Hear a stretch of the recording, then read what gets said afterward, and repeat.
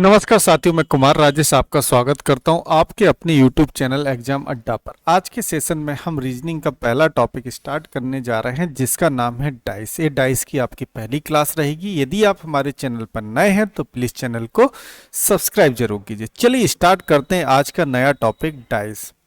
जैसा कि दोस्तों आप सभी लोग जानते हैं कि एक पासा में 6 सरफेस होती है और आपने पासा को बचपन में जरूर खेला होगा।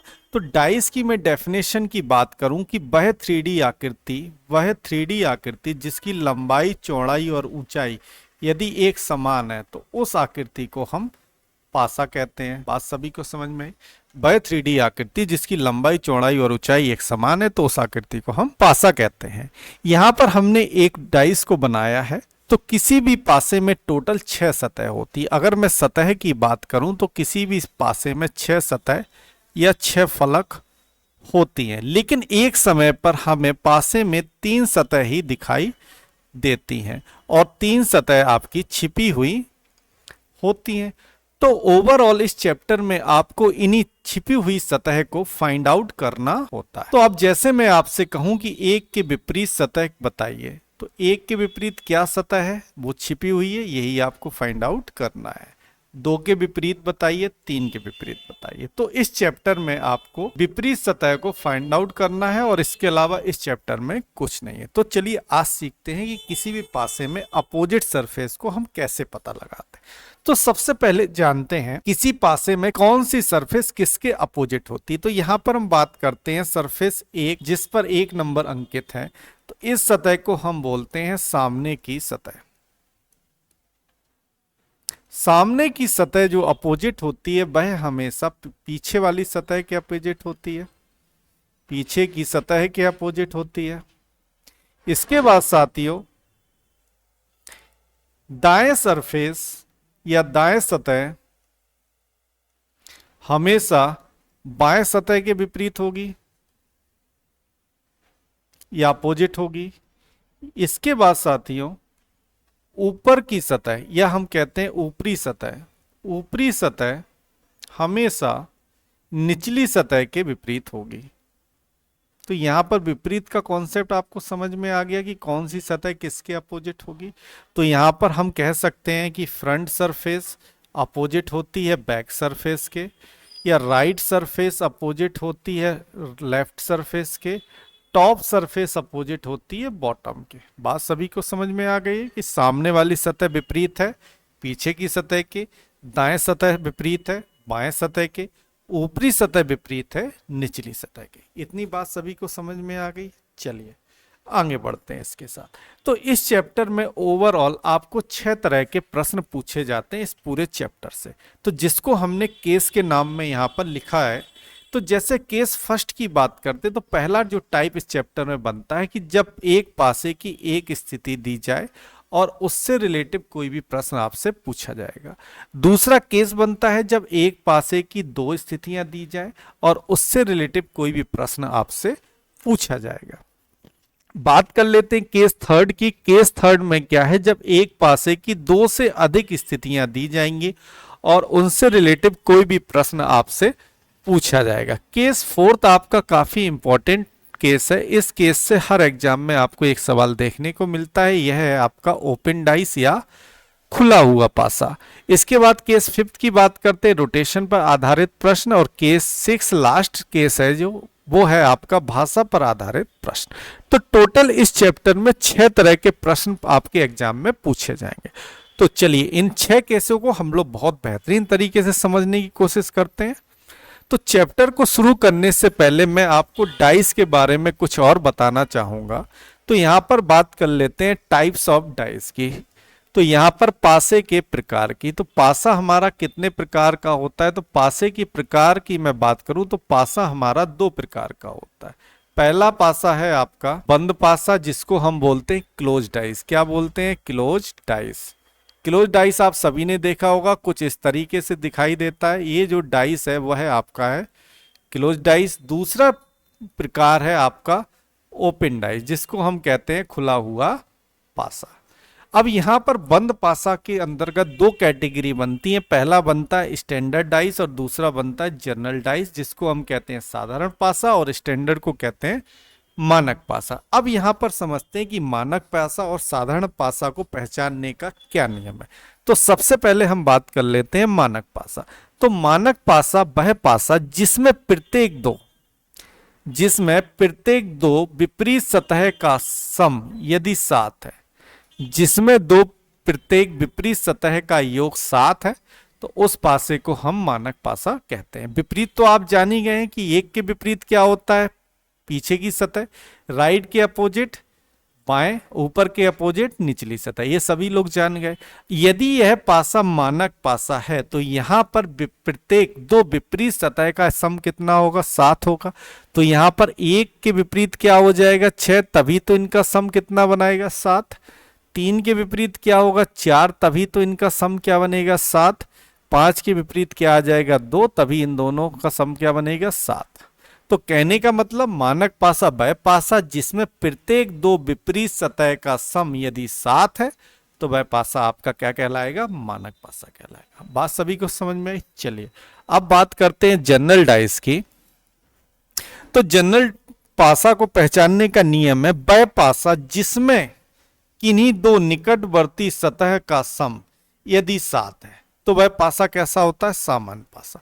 मानक पासा में दो विपरीत सतह का योग 7 है और साधारण पासा में दो निकटवर्ती सतह का सम यदि 7 है, तो वह पासा कैसा होगा, मानक पासा। इसका एग्जाम्पल देख लेते हैं। अब देखिए निकटवर्ती सतह जो आपस में जुड़ी हुई होती है, जैसे यहाँ 2 और 5, 5 और 4, तीनों आपस में जुड़ी हुई है। अब यहाँ पर क्या कहा गया था, किन्हीं भी दो निकटवर्ती सतह, तो 5 और 2 आपस में निकटवर्ती हैं, तो इनका सम कितना हो गया, 7 हो गया। 5 और 2 कितना होता है, 7। इट मीन्स है पासा कैसा हो गया आपका, एक जनरल डाइस हो गया। बात समझ में आई। चलिए अब यहाँ पर कुछ ऑप्शन के माध्यम से हम जनरल डाइस और स्टैंडर्ड डाइस को पहचान कराते हैं। तो यहाँ पर हमने 4-5 फिगर लिए हुए हैं, पहला, दूसरा, तीसरा, चौथा एंड 5वां।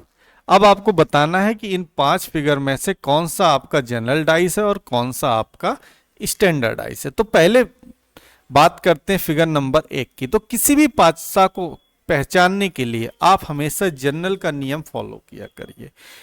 तो जनरल का नियम क्या था हमारा, किन्हीं भी दो निकटवर्ती सतह का सम कितना होना चाहिए, 7 होना चाहिए। तो यहाँ पर 5 और 2 निकटवर्ती सतह है, तो इनका सम कितना हो गया, 7। इट मीन्स फिगर नंबर 1 वाला डाइस कैसा है आपका, साधारण पासा है। बात सभी को समझ में आई। चलिए फिगर 2 की बात करते हैं।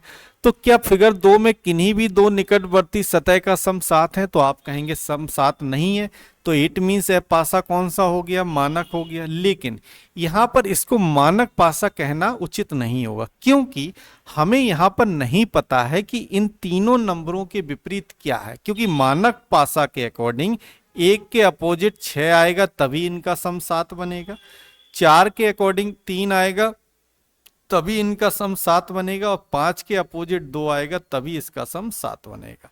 ये तो मानक पासा के पहचानने का रूल है कि प्रत्येक दो विपरीत सतह का सम कितना होना चाहिए, 7। लेकिन इस फिगर में हमें नहीं पता कि यहाँ पर 4 के अपोजिट में क्या है, 1 के अपोजिट में क्या है और 5 के अपोजिट में क्या है।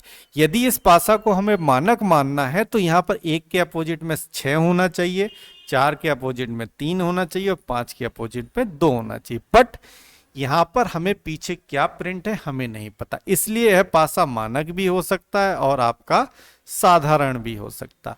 इसको श्योर हम जब तक नहीं कर सकते जब तक इस पासे की एक दूसरी आकृति हमें दी ना गई हो। अगर आकृति एक ही दी गई है तो डेफिनेट ये पासा मानक भी हो सकता है और साधारण भी हो सकता है। इतनी बात सभी को समझ में। चलिए अगले फिगर 3 को देखते हैं। तो 3 नंबर फिगर में दो निकटवर्ती सतह का सम कितना हो गया, 7 हो गया। 3 और 4 दो निकटवर्ती सतह है, इनका सम कितना हो गया, 7। इसका मतलब है पासा कैसा हो गया, साधारण पासा हो गया, आपका जनरल डाइस हो गया। सभी को समझ में आ गई इतनी बात।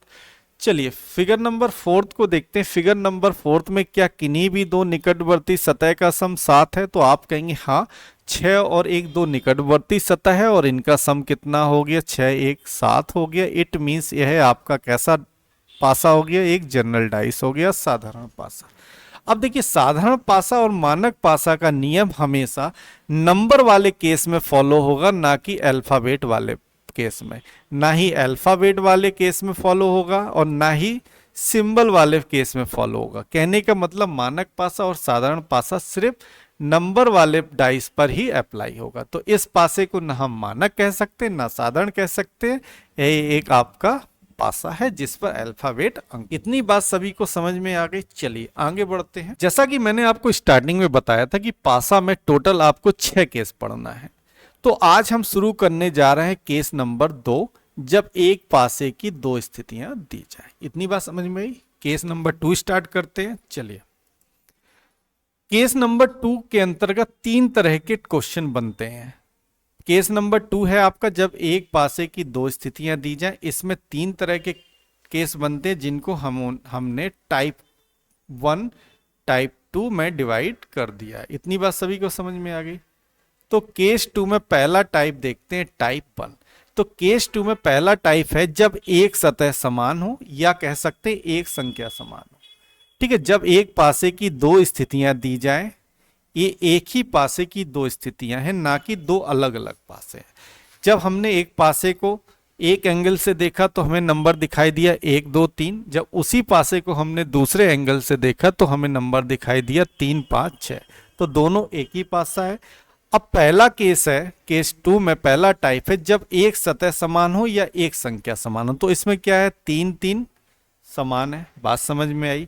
अब दूसरा टाइप बनता है जब 2 सतह समान हो या 2 संख्या समान हो। तो इसमें क्या क्या कॉमन है, इसमें 1 और 2 और 3 और 2 और 3। तो इसमें क्या है, 2 सतह समान है। और केस थर्ड में क्या है कि कोई भी सतह आपकी समान नहीं होगी, ना ही कोई संख्या समान होगी। जैसा कि फिगर 1 और 2 में आप देख पा रहे हैं, कोई भी सतह किसी के समान नहीं है, ना ही कॉमन है। बात सभी को समझ में। चलिए अब केस 2 में हम पहला टाइप स्टार्ट करते हैं जब एक सतह समान हो। देखिए जब एक सतह समान हो या एक संख्या समान हो, तो यहाँ पर एक पासे की 2 आकृतियां दी गई हैं। अब यहाँ पर समझेंगे कि हम किसी पासे को कैसे सॉल्व करते हैं। तो यहाँ पर मैं आपको जानकारी के लिए बता दूं, किसी भी पासे को सॉल्व करने की बेसिकली 3 ट्रिक है। तो पहली ट्रिक को हम यहाँ देखते हैं, टाइप 1 जब एक संख्या समान हो। तो यहाँ पर देखिए क्या समान है, तो आप कहेंगे एक नंबर फलक वाली सतह समान है। तो यहाँ पर जब एक पासे की 2 स्थितियां दी जाए और उसमें कोई एक सतह कॉमन हो, तो यहाँ पर आप अप्लाई करिए 1 कॉमन ट्रिक का। इसको नाम दिया गया है 1 कॉमन ट्रिक। अब 1 कॉमन ट्रिक क्या कहती है कि जब एक पासे की 2 स्थितियां दी जाए और उसमें कोई एक नंबर कॉमन हो, तो उस एक नंबर कॉमन को हम ऊपर नीचे नोट डाउन कर लेते हैं। इसके बाद उस कॉमन नंबर से हम क्लॉकवाइज डायरेक्शन में नोट करते हैं। तो 1 से क्लॉकवाइज चलने पर हमें क्या मिला, 2, और 2 के बाद क्या मिला, 5।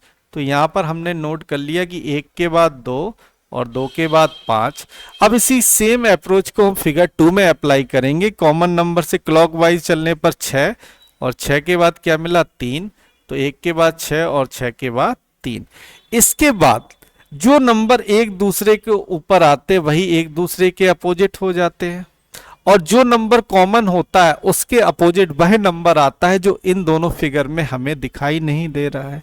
जैसा आप सभी लोग जानते हैं, किसी भी पासे में 1 से लेकर 6 तक नंबर अंकित होते हैं। अब यहां पर आपको क्या नहीं दिख रहा, 1 दिख रहा, 2 दिख रहा, 3 दिख रहा, 5 दिख रहा, 6 दिख रहा, क्या नहीं दिख रहा, 4। तो वह 4 नंबर उस नंबर के विपरीत हो जाएगा जो दोनों में कॉमन है। दोनों में अब क्या कॉमन है, तो आप कहेंगे 1 है, तो इसके अपोजिट क्या आ गया, 4 आ गया। तो यहां से हमारे क्वेश्चन का सैल्यूशन मिल गया कि 4 के अपोजिट 1 हो जाएगा और 1 के अपोजिट 4, 2 के अपोजिट 6 हो जाएगा, 6 के अपोजिट 2, 5 के अपोजिट 3 हो जाएगा और 3 के अपोजिट 5। ये हमारे इस क्वेश्चन का आंसर आ गया। बात सभी को समझ में आई 1 कॉमन ट्रिक। तो 1 कॉमन ट्रिक क्लियर है। तो चलिए आगे बढ़ते हैं, आज का पहला सवाल देखते हैं। टाइप 1 का पहला सवाल, A B C D E F और एफ फलक वाले ब्लॉक की 2 स्थितियां नीचे दिखाई गई हैं। 2 स्थितियां यहां पर आपको दी गई हैं अब इसमें पूछा है कि f यदि ऊपर हो तो नीचे फलक पर क्या होगा, विपरीत बताना है आपको f का। तो सबसे पहले हमने अभी वन कॉमन ट्रिक देखी, तो इसमें वन कॉमन ट्रिक अप्लाई करेंगे। तो वन कॉमन ट्रिक के अकॉर्डिंग दोनों फिगर में कोई एक नंबर कॉमन होना चाहिए।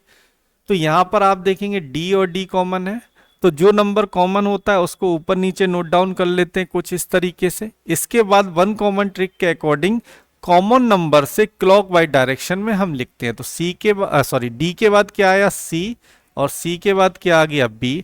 इसी सेम अप्रोच को हम फिगर 2 में अप्लाई करेंगे। तो d के बाद मिल गया a और a के बाद क्या मिल गया e। तो d के बाद a आ गया और a के बाद e। अब यहाँ पर कॉमन नंबर के अपोजिट वह नंबर होगा जो हमें दोनों में दिखाई नहीं दे रहा है। अब दोनों में हमें क्या नहीं दिख रहा है, तो आप कहेंगे f नहीं दिख रहा है। तो यहाँ पर पूछा क्या है कि यदि f ऊपर हो तो नीचे कौन होगा। तो यहाँ से हमें क्वेश्चन के सॉल्यूशन मिल गए कि f के अपोजिट क्या आ गया d, और d के अपोजिट क्या आ गया f, c के अपोजिट आ गया a, और a के अपोजिट क्या मिल गया आपको c, b के अपोजिट मिल गया e, और e के अपोजिट आपको क्या मिल गया b। इतनी बात सभी को समझ में आ गई है। चलिए अब आपसे क्वेश्चन में पूछा f यदि ऊपर हो तो नीचे कौन सा होगा। तो f का अपोजिट क्या है d, तो यदि f ऊपर है तो नीचे क्या हो जाएगा d। यही आपके क्वेश्चन का आंसर हो जाएगा। चलिए अगला क्वेश्चन देखते हैं टाइप 1 का। एक पासे की दो अलग अलग स्थितियों को दिखाया गया है, उस संख्या का चयन करें जो संख्या 5 के विपरीत फलक पर होगी। अब देखिए क्वेश्चन एनटीपीसी का है 2020 का। यहां पर आपको 5 का विपरीत पूछा है। अभी तक आप लोगों ने वन कॉमन ट्रिक सीखी है, तो इन दोनों फिगर में देखिए क्या कोई एक सतह या एक नंबर या फलक कॉमन है। तो आप कहेंगे इन दोनों में 3 नंबर कॉमन है। अब 3 नंबर कॉमन है, इट मीन्स यहाँ पर वन कॉमन ट्रिक अप्लाई होगी। और वन कॉमन ट्रिक हमारी क्या कहती है कि कॉमन नंबर को हम ऊपर नीचे नोट डाउन कर लेते हैं। इसके बाद कॉमन नंबर से क्लॉकवाइज डायरेक्शन में लिखते हैं। 3 के बाद 6, और 6 के बाद क्या आएगा 4, 3 के बाद 6 और 6 के बाद 4। इसी सेम अप्रोच को हम फिगर 2 में अप्लाई करेंगे। 3 के बाद 1 और 1 के बाद क्या आ गया 5। अब जो नंबर कॉमन है उसके अपोजिट वह नंबर आएगा जो इन दोनों फिगर में नहीं दिख रहा। तो आप कहेंगे दोनों में क्या नहीं दिख रहा 2।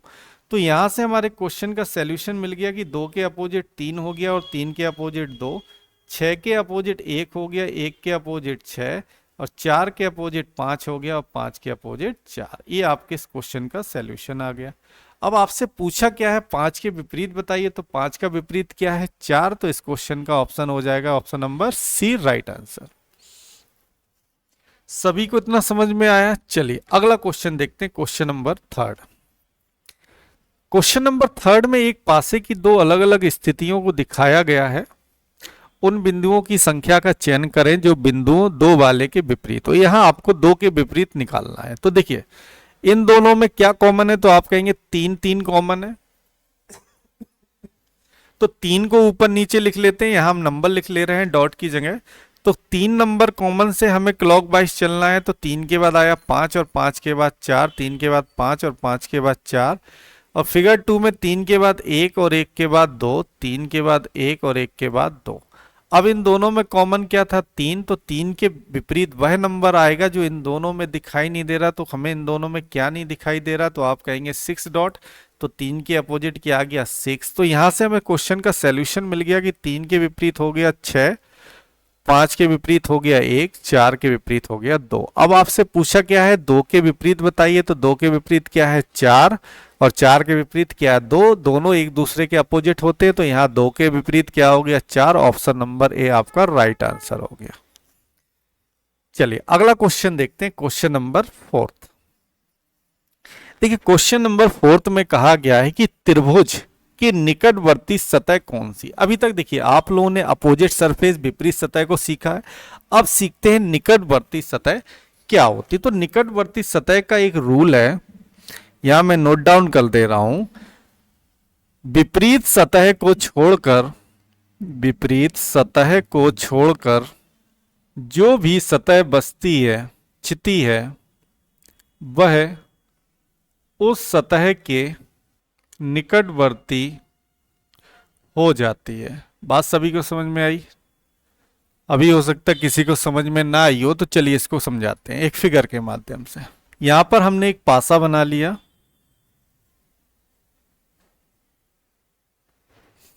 यहां पर 1 लिखा, 2 लिखा, 3 लिखा, और हमने कहा यह एक मानक पासा है।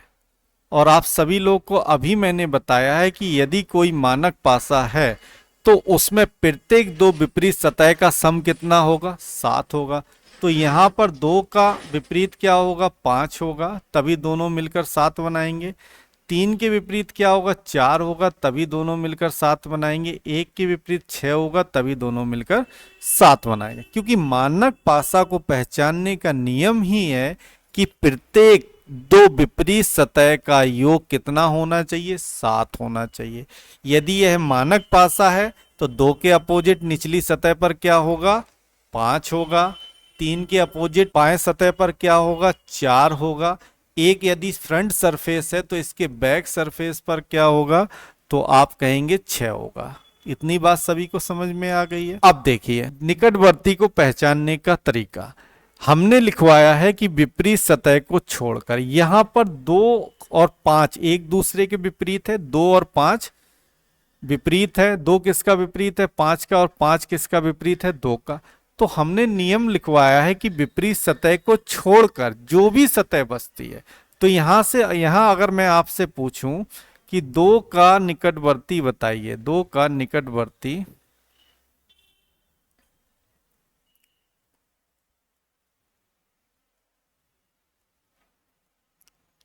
2 के निकटवर्ती या 2 का निकटवर्ती सतह बताइए। तो यहां पर 2 का अपोजिट क्या है, 5 है। तो हमने रूल बताया है कि विपरीत सतह को छोड़कर जो भी सतह बचती है वह उसके निकटवर्ती हो जाती है। तो 2 का निकटवर्ती पूछा है तो 2 का अपोजिट क्या है, तो आप कहेंगे 2 का अपोजिट कितना है, 5 है।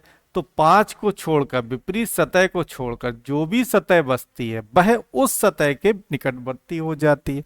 तो 2 का विपरीत 5 है, तो 5 को छोड़कर क्या बचा, 3 बचा, 4 बचा, 1 बचा और 6 बचा। तो यही आपके 2 के निकटवर्ती हो जाएंगे। इतनी बात सभी को समझ में आ गई। अब देखिए क्वेश्चन में हमसे पूछा क्या है, क्वेश्चन में हमसे पूछा है कि त्रिभुज के निकटवर्ती सतह बताइए। अब देखिए सबसे पहले इस पासे को हम सॉल्व करेंगे।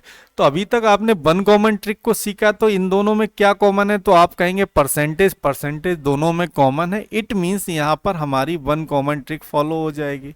अब according to the one common trick कि जो नंबर दोनों में कॉमन होता है उसको ऊपर नीचे नोट डाउन कर लेते हैं। इसके बाद कॉमन नंबर से हम क्लॉकवाइज डायरेक्शन में नोट करते हैं। तो परसेंटेज के बाद क्या आ गया, एट द रेट, और एट द रेट के बाद क्या आ गया, डॉलर।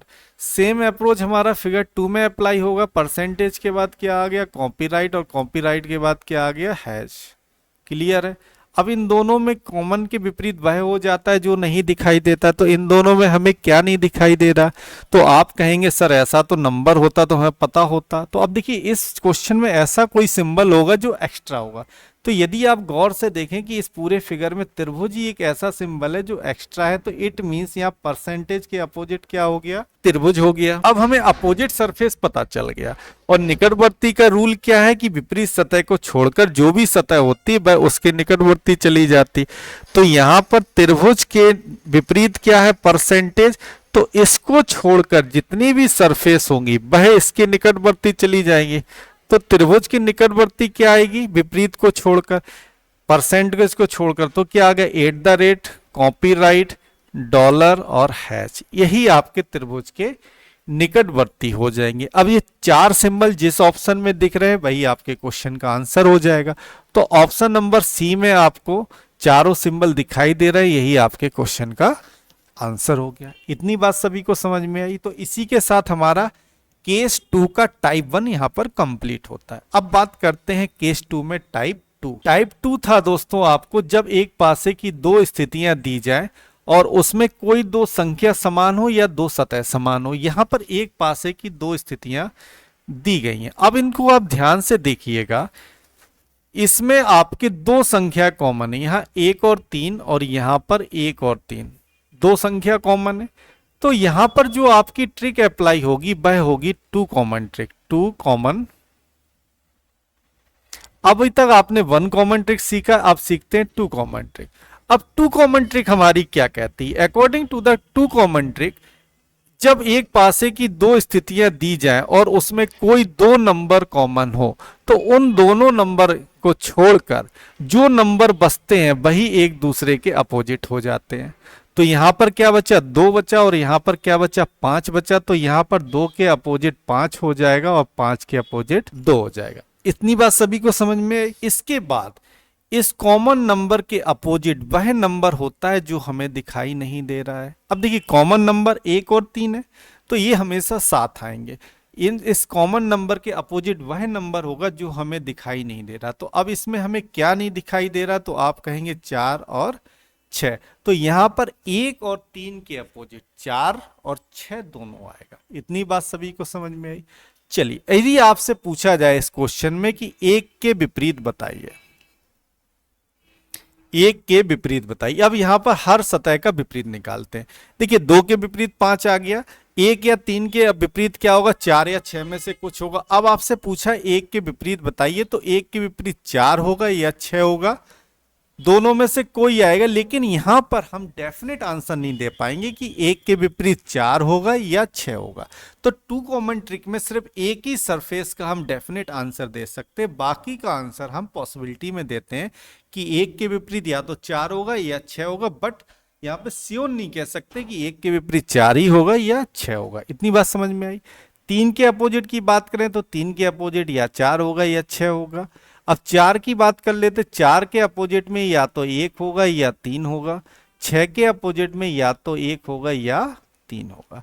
तो टू कॉमन ट्रिक में ओनली एक सरफेस का डेफिनेट आंसर होता है। इतनी बात सभी को समझ में आ गई हो? चलिए अगला क्वेश्चन देख। टाइप 2 का पहला क्वेश्चन, एक पासे की दो अलग अलग स्थितियां दिखाई गई हैं, एक पासे की दो अलग अलग अवस्थाएं दिखाई गई हैं, एक के विपरीत फलक पर कौन सी संख्या? यहां पर आपको एक का विपरीत निकालना है। अब देखिए, इन दो फिगर में सबसे पहले हम देखेंगे कि हमने किस ट्रिक को अप्लाई करना है। अभी तक आप लोगों ने दो ट्रिक सीखी है। पहली सीखी है वन कॉमन ट्रिक।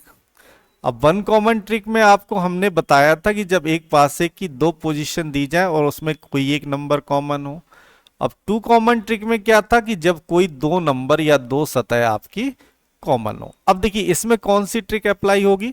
तो यहां पर आप देखेंगे हमारे दो नंबर कॉमन है, 6 और 4, 6 और 4। It means two common trick लगेगी।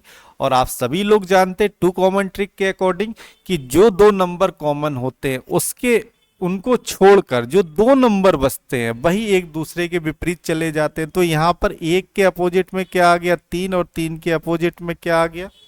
1।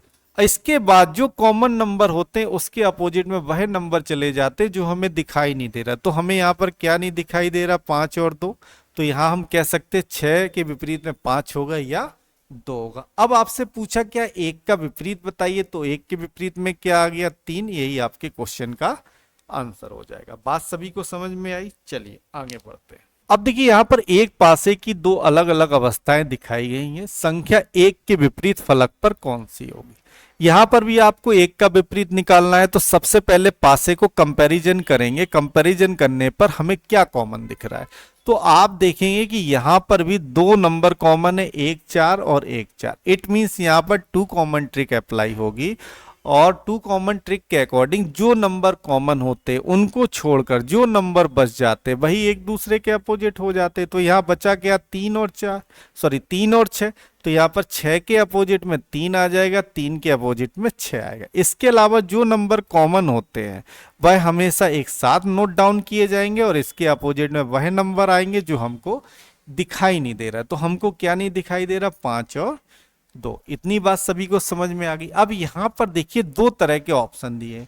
या तो क्वेश्चन एग्जाम में आपको ये ऑप्शन मिल सकते हैं या आपको ये ऑप्शन मिल सकते हैं, या इसके अलावा और भी ऑप्शन है जो आपको एग्जाम में देखने को मिल सकते हैं। तो पहले ऑप्शन के अकॉर्डिंग देखते हैं इस क्वेश्चन का आंसर क्या होता है। आपको निकालना है 1 का विपरीत। 1 का विपरीत बताना है। अब देखिए, इस क्वेश्चन को अगर मैं पूर्णतः सॉल्व करूं तो 1 के अपोजिट में या तो 5 होगा या 2 होगा। ठीक है। 4 की मैं बात करूं, 4 के अपोजिट में या 5 होगा या 2 होगा। और 2 के अपोजिट की बात करूं तो 2 के अपोजिट में या तो 1 होगा या 4 होगा। और 5 की बात करूं तो 5 के अपोजिट में या तो 1 होगा या 4 होगा। इतनी बात सभी को समझ में आ गई है। अब आपसे पूछा था 1 के विपरीत, तो 1 के विपरीत में आपको क्या हो सकता है, या तो 5 होगा या 2 होगा। अब ऑप्शन के अकॉर्डिंग देखते हैं हमारा आंसर क्या होगा। अब आपका पूछा है ऑप्शन फर्स्ट को देखते हैं, ये ऑप्शन फर्स्ट है। ऑप्शन फर्स्ट के अकॉर्डिंग 1 के अपोजिट, तो 1 का अपोजिट क्या आया, 5 या 2, तो ऑप्शन नंबर सी आपका राइट हो जाएगा। यदि आपको ये ऑप्शन ना मिलकर एग्जाम में ये ऑप्शन मिलते हैं तो आपको कौन सा आंसर होगा। अब देखिए इसमें क्या अंतर है, यहां पर आंकड़े अपर्याप्त दे गए हैं। देखिए लेकिन हमें तो पता है ना कि 1 के अपोजिट या तो 5 होगा या 2 होगा, आंकड़े पर्याप्त नहीं है क्योंकि हमें डेफिनेट पता नहीं, लेकिन ये पता है या तो 5 होगा या 2 होगा। तो इस कंडीशन में इसका भी आंसर क्या हो जाएगा आपका 2/5 हो जाएगा। इतनी बात सभी को समझ में आ गई है। चलिए अगर इतनी बात आप सभी को समझ में आ गई है, चलिए इसके बाद अगला टाइप देखते हैं। अगला टाइप है आपका टाइप नंबर 3, केस 2 में टाइप नंबर 3, जब कोई भी सतह समान ना हो। अभी तक आपने क्या पढ़ा, केस 2 पढ़ रहे थे। केस 2 में हम लोग क्या पढ़ रहे थे, केस 2 था कि जब एक पासे की 2 स्थितियां दी जाए, क्या दी जाए, 2 स्थितियां दी जाए। ठीक है, ये था आपका केस 2। केस 2 में हमने टाइप 3 पढ़े थे। पहला टाइप पढ़ा था 1 कॉमन, कि जब एक पासे की 2 स्थिति दी जाए और उसमें कोई एक सतह कॉमन हो। इसके बाद टाइप 2 पढ़ा था 2 कॉमन, की जब एक पासे की 2 स्थितियां दी जाए और उसमें कोई भी 2 सतह या 2 नंबर कॉमन हो। इसके बाद टाइप 3 था आपका नो कॉमन, जिसको अब हम पढ़ने जा रहे हैं, जब आपको एक पासे की 2 स्थितियां दी जाएंगी और उसमें कोई भी नंबर कॉमन नहीं होगा। तो चलिए देखते हैं टाइप 3। यहां पर एक पासे की 2 स्थितियां दी गई हैं, स्थिति नंबर फर्स्ट और स्थिति नंबर 2।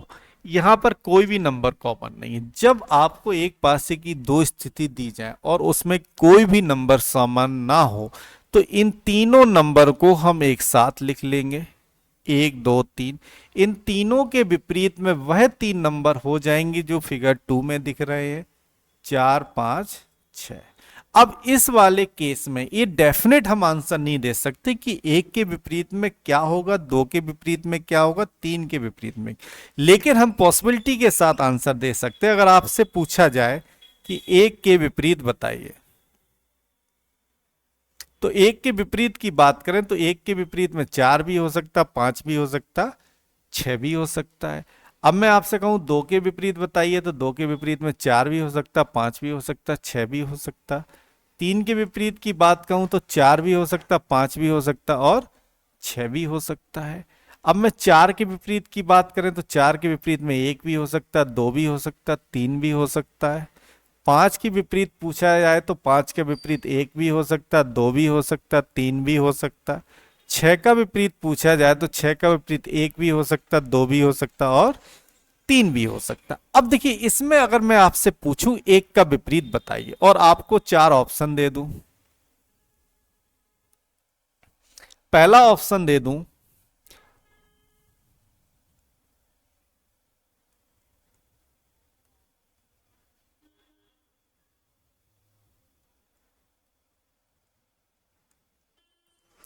अब आपसे पूछा 1 का विपरीत बताइए। आप सभी जानते हैं 1 के विपरीत या तो 4 आएगा या 5 आएगा या 6 आएगा। तो यहां पर 1 के विपरीत ऑप्शन के according option number A right हो जाएगा, क्योंकि 1 के विपरीत आने की पॉसिबिलिटी किसकी है, 4 या 5 या 6 में से किसी एक की है। इसके अकॉर्डिंग आपका ऑप्शन नंबर ए सही हो जाएगा।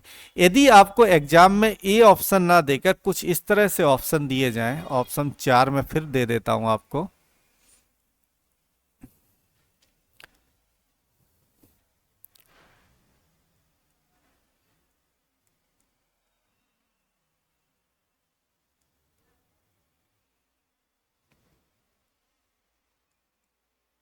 अब आपसे पूछा जाए 1 का विपरीत बताइए। तो देखिए दोस्तों, आपको यहां तक तो पता है कि 1 के विपरीत या तो 4 आ सकता है या 5 आ सकता है या 6 आ सकता है।